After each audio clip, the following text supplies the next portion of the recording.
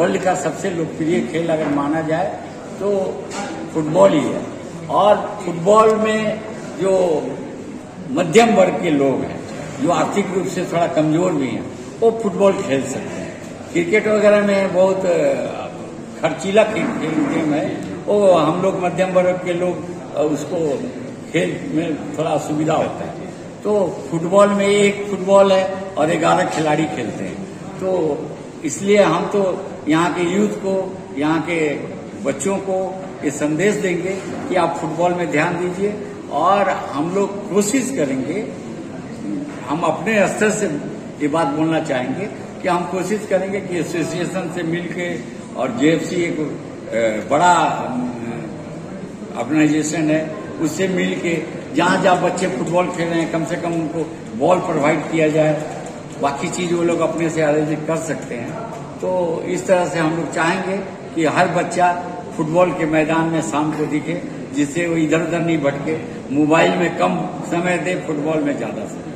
Sir, Jharkhand सरकार भी इस पर बहुत ज्यादा ध्यान दे रही है आज के डेट में। तो झारखंड सरकार और यूथ डिपार्टमेंट जो है वो काफी इस पर ध्यान दे रही है। हम लोगों का मुख्यमंत्री कब पंचायत स्तर से रांची तक जाता है, वो बहुत अच्छा पहल है। लेकिन उसको थोड़ा सा मेरे समझ से, हमारे ओपिनियन में उसको थोड़ा सा और अच्छे ढंग से ऑर्गेनाइज किया जाए। पंचायत स्तर को शुरू से किया जाए, हर गांव विलेज को लेके किया जाए, चुन के प्लेयर को नहीं, उनको खिला के उनका सिलेक्शन किया जाए तो और अच्छा हो और उससे और अच्छा आउटपुट मिले। सर एक बात जानना चाहेंगे, जैसे रेफरियों का जैसे प्रशिक्षण चल रहा है, तो आपको नहीं लगता है कि ग्रामीण क्षेत्र और शहरी क्षेत्रों को मिला के एक खिलाड़ियों का भी प्रशिक्षण होना चाहिए इस तरह का? जरूर, इस तरह का तो आयोजन होना चाहिए, तभी होगा।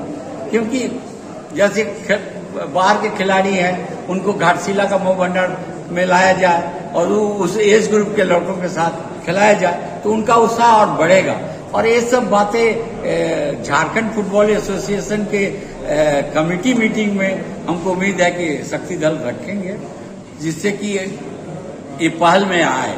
और रेफरियों का जहां तक सवाल है, तो हम लोगों का टारगेट है कि हम लोग हर डिस्ट्रिक्ट से, 24 डिस्ट्रिक्ट है, तो हर डिस्ट्रिक्ट से कम एक नेशनल रेफरी तो हम लोग बनाएंगे। उस पहल में हम लोग काम कर रहे थे, सफलता भी मिली हम लोगों को। कम से कम हजारीबाग में एक नेशनल रेफरी नहीं था, वहाँ 2 नेशनल रेफरी बना। गोवा माइंस चक्रधरपुर का 1 रेफरी बना, जमशेदपुर में 6 रेफरी बने, इसी तरह से बोकारो धनबाद का 1 रेफरी बना। तो बन रहे थे, लेकिन कुछ अड़चन आ गई। अड़चन आने के चलते वो बीच में फिर ठप पड़ गया।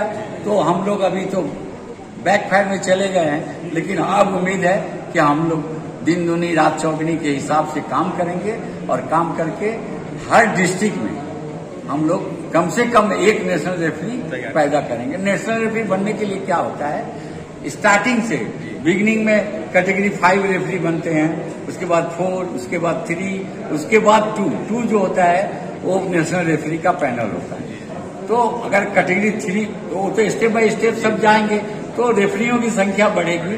तो ऑटोमेटिक अगर मान लीजिए एक्स ने नेशनल रेफरी बन लिया तो वाई को तो जरूर लगेगा कि हम क्यों नहीं बन सकते हैं, वो कंपटीशन आएगा। तो इसी के तहत हम लोग आज पहला शुरुआत हुआ है, किकअप हम लोग किए हैं घाटशिला से कि इनका लीग चालू होने वाला है जून में। तो उम्मीद है कि भविष्य में भी शक्ति दल जी और अच्छा काम करेंगे और रेफरी और फुटबॉल प्लेयर कम से कम ग्रास रूट पर तो जरूर ध्यान देंगे।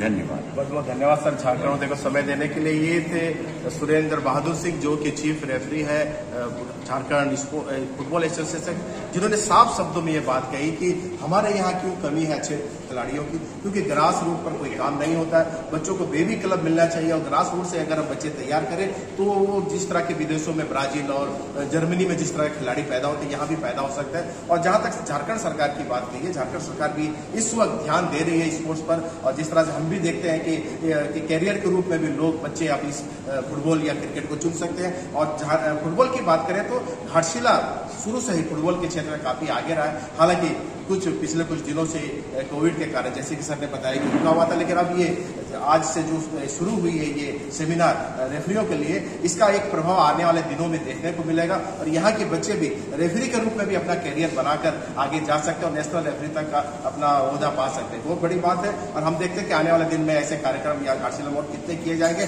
और फुटबॉल का कितना विकास होगा, ये आने वाले दिनों में पड़ेगा। फिलहाल रवि प्रकाश सिंह के साथ मैं ईश्वर छेत्री, मोहनलाल स्पोर्ट्स क्लब से। इस वक्त मेरे साथ घाटशिला स्पोर्ट्स एसोसिएशन के अध्यक्ष श्री ओम प्रकाश सिंह जी है।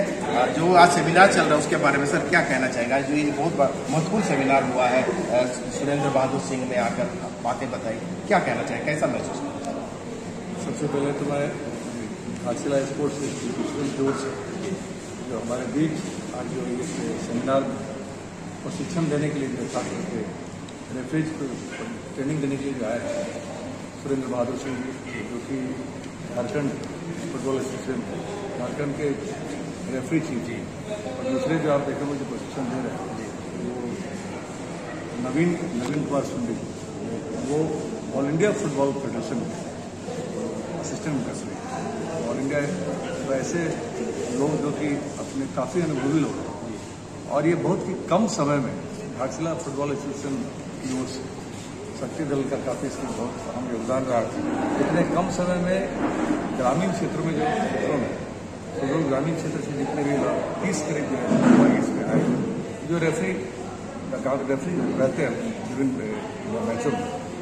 लेकिन सबसे बड़ी बात है कि ये इसलिए आयोजन हुआ है आज के इस सेमिनार में, जहाँ तक मैंने देखा कि करीब जो फुटबॉल के जो 17 रूल्स 17 नियम उसकी एक किताब को लेकर उन्होंने जिस तरह से ट्रेनिंग दिया, जिस तरह से लोग नोट कर रहे थे पूरा, काफ़ी उत्साह देखने को मिला। और आज का दिन एक बहुत ही महत्वपूर्ण दिन मैं समझता हूँ घाटशिला के इतिहास में रहेगा, जो कि फुटबॉल को बढ़ावा देने के लिए और इस तरह से पार्टिसिपेशन हुआ है, काफ़ी इंटरेस्टेड है। और रेफरी में मतलब जो है रेफरी में कैरियर बनाने के लिए तो यहाँ पर जिस तरह से उनके अंदर जो जोश दिख रहा है, एक बहुत अच्छा एक प्रयास है। हालांकि बहुत कम समय में हुआ ये, जैसा कि लोग उसी साहब का कहना था कि अधिक मतलब ये सही मायने में ये कोर्स करीब 2 से 2.5 दिनों तक, लेकिन ये मतलब क्योंकि ये 1 तारीख से लीग शुरू हो रहा है, लीग के पहले इस तरह की ट्रेनिंग जो है खास करके रेफरीज को मिलना एक इसकी शुरुआत होगी। आने वाले दिनों में इसको एक बृहद रूप से करने की भी हमारी मतलब प्लानिंग है। और मैं समझता हूँ कि रेफरी के साथ साथ और चूँकि लोग फुटबॉल झारखंड फुटबॉल एसोसिएशन से भी जुड़े हैं, जैसा कि उन्होंने आश्वासन दिया कि झारखंड फुटबॉल एसोसिएशन के साथ मिलकर, और हमारे लिए एक बहुत ही खुशी की बात है कि घाटशिला फुटबॉल एसोसिएशन का एक पुराना इतिहास था। बिहार जब था उसी समय से, जबकि जमशेदपुर में मतलब एक डिस्ट्रिक्ट में एक होता है फुटबॉल से, लेकिन घाटशिला फुटबॉल एसोसिएशन यही जहाँ 2 जिला का दर्जा था, घाटशिला फुटबॉल एसोसिएशन को भी एक डिस्ट्रिक्ट का कारण एक समय आप जानते हो हिंदुस्तान का की टीम जो है काफ़ी मतलब प्रसिद्ध हुई थी और हर जगह जो बड़ी बड़ी टीम ए डिवीजन की भी टीम्स को भी उन्होंने हराने का काम किया था। तो उसको लेकर के घाटशिला का नाम फुटबॉल में शुरू से रहा और आज भी दूर दराज के जो सुदूर ग्रामीण क्षेत्रों से जो बच्चे आते हैं उनमें काफ़ी प्रतिभा जरूरत है, उन प्रतिभा को उभारने की उसको। और ये घाटशिला फुटबॉल एसोसिएशन एक ऐसा एक प्लेटफॉर्म है, सिर्फ मनोरंजन के लिए नहीं, खेलने के लिए खेलते हैं और उसके बाद से जो इसमें जो सर्वश्रेष्ठ खिलाड़ी जो चुने जाते हैं वो जिला स्तर पर, डिस्ट्रिक्ट लेवल पर, स्टेट लेवल पर, यानी वो स्टेट को और उसके बाद उसका नेशनल लेवल पर एक उसका एक मंच है, उसका एक प्लेटफॉर्म। इसलिए मैं चाहता हूँ कि जो है घाटशिला फुटबॉल एसोसिएशन और मजबूती से इस दिशा में काम करें ताकि यहाँ के प्रतिभावान खिलाड़ी फुटबॉल प्लेयर्स जो है वो यूथ को जो नौजवानों को जो है सही जगह एक सही मुकाम को हासिल कर सके। इसके लिए घाटशिला फुटबॉल एसोसिएशन प्रयासरत है और इस तरह का जो आज का जो सेमिनार जो हुआ है ये एक नई ऊर्जा जो है रेफरीज के बीच देगा ताकि रेफरीज में भी जो है उस क्षेत्र में भी लोग अपना करियर बनाना चाहें तो उनके लिए एक बहुत ही लाभप्रद आज का हासिल करेंगे। और इस वक्त मेरे साथ शक्ति प्रसाद धल है जो कि घाटशिला स्पोर्ट्स एसोसिएशन के सेक्रेटरी है और साथ ही साथ झारखंड फुटबॉल एसोसिएशन के असिस्टेंट सेक्रेटरी है। जब सबसे पहले तो शुभकामनाएं आपको स्पोर्ट्स के लिए कि आपने इतना ऊंचा ओहदा हासिल किया। शक्ति दा क्या कहना चाहेंगे इस घाटशिला के जो फुटबॉल आप तो शुरू से ही इस पर रहे हैं, इतिहास भी जानते हैं, भविष्य कैसा रहेगा घाटशिला? देखिए, जहाँ तक फुटबॉल का बात है तो घाटशिला का फुटबॉल बराबरी हमारा यहाँ का जितना भी खिलाड़ी है सुदूर ग्रामीण का बराबरी अच्छा रहा। आगे इसका आगे कॉपर ब्लास्टर जब से वो तभी से, और हमारा टीम जो घाटशिला का है बराबर हम लोग जब इंटर डिस्ट्रिक्ट का हम लोग पार्टिसिपेट कर अच्छा परिणाम भी करता है। यहाँ हम लोग घाटशिला से बहुत सारे प्लेयर स्टेट लेवल भी पार्टिसिपेट किया है। और हमारा अध्यक्ष जी का हम लोग एक ही है मैं कि जितना भी ग्रामीण क्षेत्र का अच्छा लड़का को अच्छा सा निकाले। एक मतलब यही प्लेटफॉर्म है जो हमारा यहाँ से अंतर डिस्ट्रिक्ट हो या स्टेट का हो, यहाँ से ही जाएगा। तो हम लोग का बराबर प्रयास रहा है। हम लोग ये रिजल्ट भी हाल ही में अभी हम लोग का 3 लड़की स्टेट खेला है। अभी फिलहाल अंडर 17 का एक लड़की है, उसको भी सिलेक्शन हुआ निखित वाला बोल के। हम लोग लड़का के साथ साथ लड़की का भी हम लोग लीग करके उसका भी हम लोग ट्रेनिंग चलाते हैं। शक्तिदा, आप तो पिछले पुराने बहुत विख्यात खिलाड़ी रह चुके इस क्षेत्र के, तो पहले और अभी के खेल में क्या आपको अंतर लगता है? अभी वाली जो जनरेशन आया है क्या अंतर क्या लगता है? जहाँ तक आगे क्या था यही अंतर है कि आगे हम लोग जब फुटबॉल खेलते तब शहरी क्षेत्र के लड़का लोग को भी ज़्यादा माने इंटरेस्ट था। फिलहाल जहाँ तक फुटबॉल है, फुटबॉल पूरा डिपेंड हो गया सुदूर ग्रामीण ये का ऊपर। और इसमें नो डाउट इसमें अच्छा लाइफ है, लेकिन आगे से सारी लड़का लोग अपना काम धंधा के लिए इधर उधर चला जाता। जो भी है ग्रामीण क्षेत्र भी ये है। ये इस बार खुशी का बात है कि इस बार हम लोग 1 तारीख से जो लीग हम लोग जो कर रहा ये ऑल टाइम रिकॉर्ड है कि मोहनटर कैंप में 31 टीम है और मुसाबिन में 16, टोटल 47 टीम इस बार पार्टिसिपेट कर रहा है। ये बहुत फुटबॉल का लिए बहुत अच्छा साइन है। अच्छा, घाटशिला क्षेत्र में अच्छे फुटबॉलर पाए जाते हैं, इसके पीछे क्या कारण क्या है? देखिए, जहाँ तक घाटशिला का अच्छा फुटबॉल का है, यहाँ का लड़का में फुटबॉल में प्रतिभा ज़्यादा है, क्रिकेट से ज़्यादा प्रतिभा है। लड़का लोग खेलता है तो हम लोग इसीलिए हमेशा क्रिकेट से भी घाटशिला का लड़का लोग का प्रतिभा ज़्यादा है बोल के ज़्यादा फुटबॉलर ही पाया जाता है। तो जो बच्चे फुटबॉल में इंटरेस्टेड है उन्हें क्या मैसेज देना चाहेंगे आज आप? हमारा घाटशिला स्पोर्ट्स एसोसिएशन की तरफ से यही मैसेज है कि ज़्यादा से ज़्यादा लड़का फुटबॉल में जुड़े और उन लोग का आगे तरक्की के लिए हम लोग से जितना सहायता होगा हम लोग, चाहे वो लोग ट्रेनिंग कराए, चाहे वो लोग इंटर डिस्ट्रिक्ट टीम में हम लोग का प्रयास रहेगा हम लोग का बच्चा ज़्यादा खेले या स्टेट ज़्यादा खेले, ये हम लोग का बराबर प्रयास था और अभी भी यही प्रयास है। शक्तिदा, आपके असिस्टेंट सेक्रेटरी बनने के बाद ये रेफरियों का प्रशिक्षण किया गया, इसका कितना लाभ आपके हिसाब से मिलेगा? निश्चित तौर पर रेफरियों का पूरा लाभ होगा। हमारा यहाँ आज जो प्रशिक्षण हो रहा है इसमें 30 रेफरी मोबांडर मुसाबनी कैंप से आया है और जो भी ट्रेनर है वो अच्छे है। एक चीफ रेफरी भी है, एक ऑल इंडिया फुटबॉल फेडरेशन के असिस्टेंट रेफरी भी है और लड़का जितना भी रेफरी है वो तो लाभान्वित होंगे और आगे हम लोग का GSL लीग चलने के लिए हम लोग को बहुत ज़्यादा मदद मिलेगा। तो आपको नहीं लगता कि घाटशिला स्पोर्ट्स एसोसिएशन की ओर से एक ट्रेनिंग कैंप या इस तरह का होना चाहिए खिलाड़ियों के लिए फुटबॉल का?